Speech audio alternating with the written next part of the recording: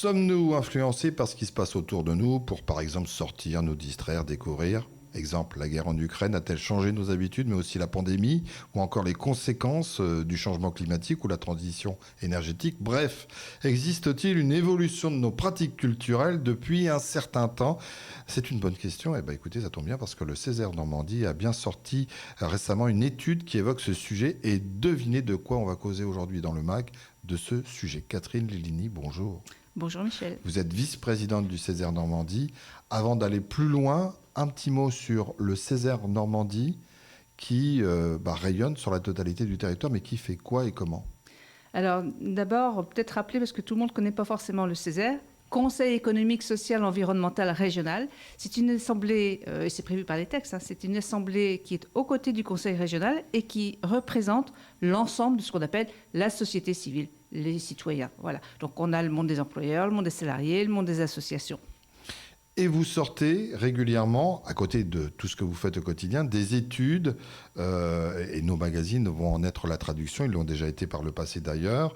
Et là, vous vous intéressez à la culture. Alors, dire que ces études sont très riches est totalement non partisane, bien évidemment. La culture, pourquoi ? Alors la culture, il faut se repositionner parce que nos études se font un petit peu sur un temps long, on va dire une année. Donc il y a un an, on était au sortir d'une crise sanitaire. On se posait des questions sur les pratiques culturelles, justement. On avait parlé beaucoup des plateformes numériques qui étaient en train de se développer, de besoin et on y reviendra sûrement, de partager. Donc voilà, on a dit on prend le temps de regarder. Alors on n'est pas expert, on travaille à partir d'auditions et de regarder quelles étaient les pratiques culturelles en Normandie. Vous avez cette spécificité, c'est de rebondir sur l'actualité. Vous venez de parler de la pandémie, changement de pratique, on n'a pas pu y aller pendant un certain temps, mais il faut bien que les structures de spectacle, de cinéma vivent. Donc on a pris de nouvelles habitudes. Est-ce que tout ceci a été amplifié ou est-ce qu'on est revenu à une démarche, j'allais dire, plus classique de sortir, d'aller voir, ou est-ce qu'on est plus sur les réseaux sociaux, sur les algorithmes ? Alors, on pourrait être tenté de dire c'est tout l'un ou tout l'autre. On est en Normandie, c'est ni oui ni non. Il y a eu des pratiques qui sont revenues, mais il y a eu des évolutions. Et en fait, on s'est aperçu que la pandémie, et c'est vrai pour d'autres sujets, en fait, avait été révélatrice d'un mouvement de société, de nouvelles habitudes. On change aussi de génération peut-être, mais oui, le numérique prend de l'essor. Et d'ailleurs, on y reviendra, mais du coup, le numérique, c'est peut-être à regarder comme un allié et non pas comme un ennemi. Au début, on s'est dit, il y aura les plateformes, il n'y a plus de cinéma, mais la plateforme, ça permet d'avoir effectivement accès à un film, un moment M. Là, j'ai envie, je le prends. Mais le cinéma, il y a autre chose derrière. Il y a le fait de rencontrer d'autres personnes, de pouvoir programmer, voilà. Donc, pour répondre à votre question, ça a modifié les comportements, mais on est revenu, et j'en discutais récemment avec des responsables de communication culture. Par exemple, les abonnements, on se disait, les abonnements ont disparu, ça revient un petit peu. Est-ce que le public normand est différent des autres publics de région au niveau national ? Est-ce qu'on a, vous disiez, c'est ni oui ni non, est-ce qu'on a une attitude qui est différente de la moyenne nationale ou est-ce que... Non, dans nos auditions, on a auditionné le Césaire des Hauts-de-France. Je pense que le comportement, il est général et générique, je dirais. L'objectif de l'étude est notamment de dégager, vous l'avez dit, des pistes de réflexion pour que les acteurs culturels répondent au mieux aux nouvelles attentes du public. Est-ce qu'ils le font ? Est-ce que vous avez, même si on n'a pas complètement un retour par rapport notamment à la période pandémique, mais est-ce qu'on a l'impression que c'est pris en considération ? Parce que derrière, il y a bien sûr de la programmation, mais il y a aussi des raisons financières, des partenaires et tout ça. Et tout doit bouger en même temps. Alors, bien évidemment, pour cette étude, on a auditionné beaucoup de responsables de troupes ou de salles.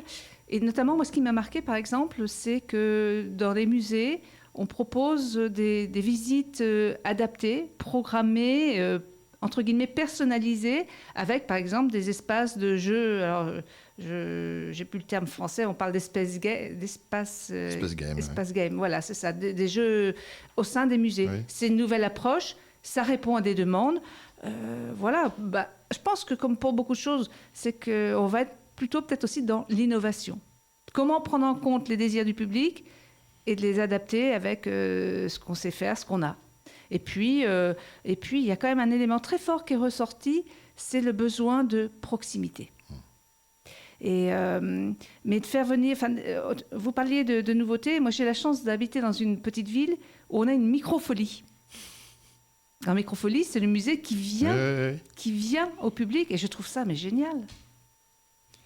À travers l'étude, il y a de nombreux témoignages entendus lors des auditions que vous avez pu mener qui s'interrogent sur les interactions entre le public, je repose ma question différemment, les financeurs, les structures de diffusion et les créateurs, et posent la question de la vocation de l'artiste et de son rôle dans l'offre culturelle proposée en région.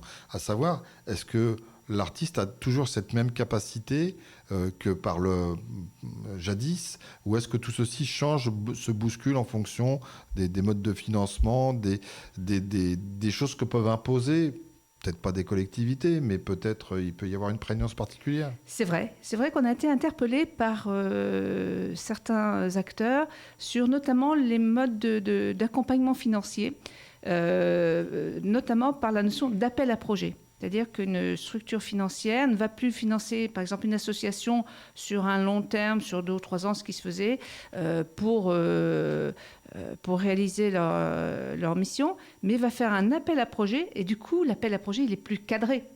Et là, pour le coup, l'artiste, il va répondre à une commande. Alors, c'est vrai qu'on a des grandes œuvres qui résistent encore aujourd'hui. Elles ont été créées à la demande.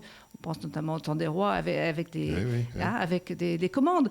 Mais peut-être sur la liberté de réalisation. Et puis là, on est peut-être encore dans une phase où, à la sortie de la crise, il y a eu un peu embouteillage des œuvres créées. Donc voilà, tout ça, il va encore falloir laisser du temps. Mais c'est vrai que sur la notion d'appel à projet, sur la notion de contrainte liée à ces appels à projet, c'était une observation très forte. Vous avez participé, il n'y a pas encore si longtemps, à un débat organisé par le Club de la Presse et de la Communication de Normandie au Havre. Il y a une question qui est revenue sur l'intérêt croissant que le public aurait pour les spectaculaires et le sensationnel. L'événement aurait parfois plus d'importance que l'œuvre créée. C'est vrai qu'il faut s'en inquiéter ou pas? Je pense que...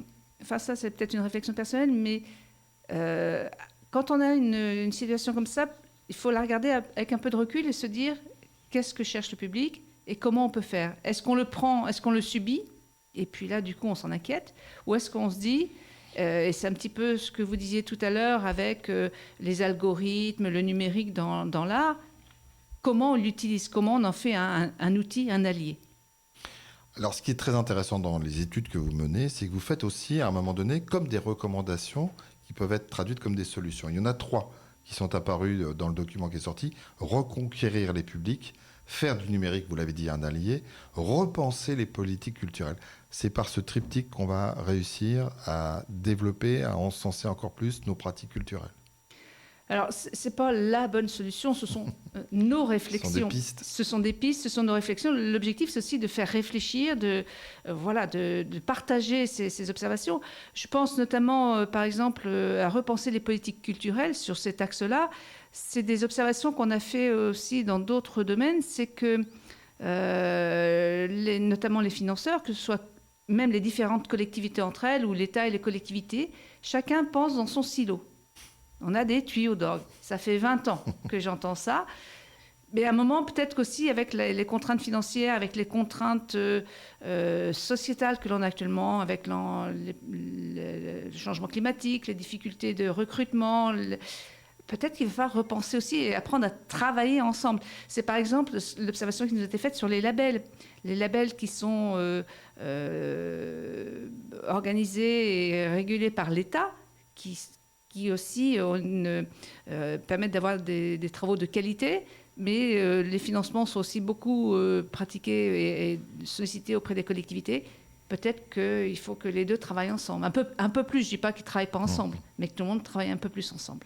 Il nous reste très peu de temps. Cette étude, est-ce que tout le monde peut la compulser, peut la voir? Comment on fait pour pouvoir se nourrir de ce que vous avez fait comme travail?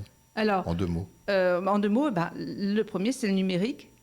sur le site du Césaire, sur le site du Césaire.Normandie. Et là, on a toutes les études. On a celle-ci, mais on a aussi toutes les études. Merci Catherine Deligny. Vous pouvez retrouver ce magazine en podcast, audio et vidéo, et puis bien sûr sur notre site Radio Sensation. Merci, au revoir.